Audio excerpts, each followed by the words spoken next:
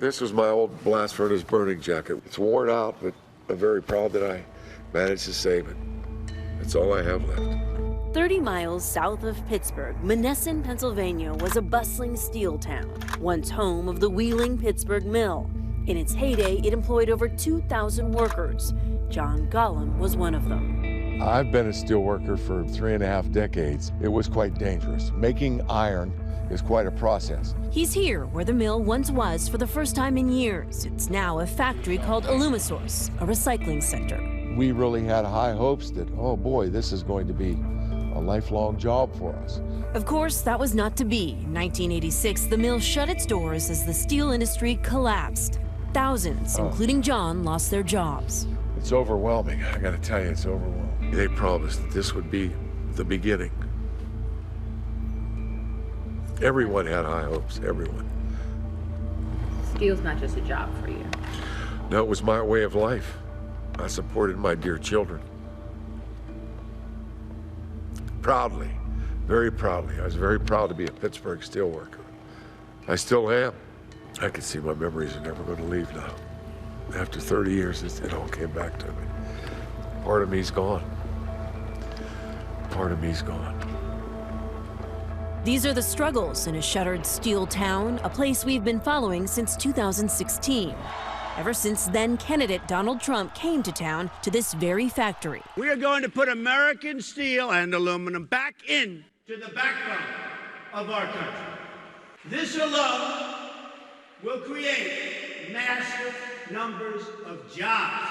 John, a lifelong Democrat, heard that speech, and he felt something he hadn't in a very long time: hope.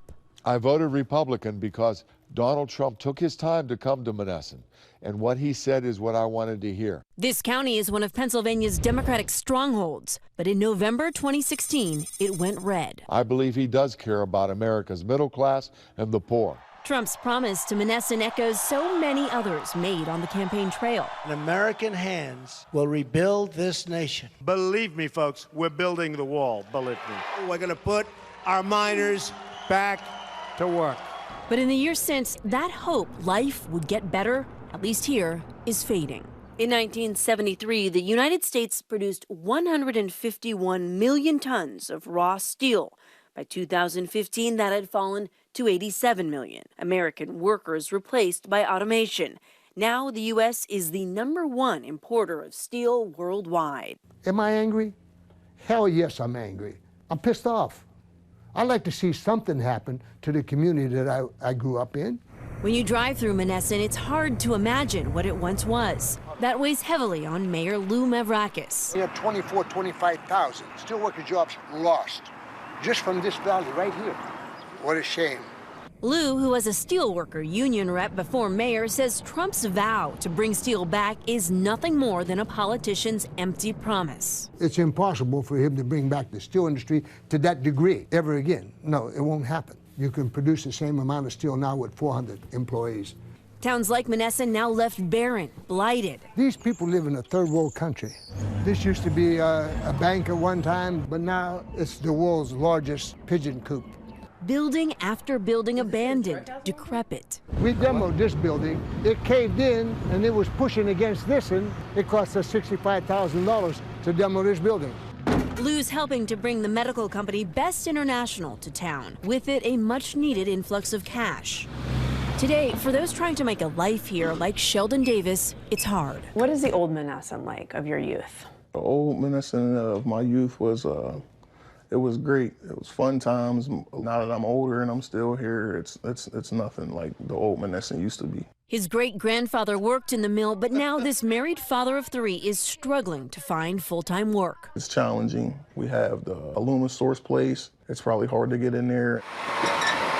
In Monessen, other than Alumisource, the Family Dollar and Subway are as close as it gets to big business. But Sheldon, who voted for Hillary Clinton, is still hopeful that the president will be true to his word. You got to give everyone a chance. All a man has is his word, so the only thing I could do is hope that his word is what he says it is. President Trump came here and he talked about bringing back steel. Do you think that can actually happen here? Yes, because we have the landmass. I definitely think it could generate money. It's just all about the point of getting it there. As the president's first State of the Union approaches, What has changed for your family?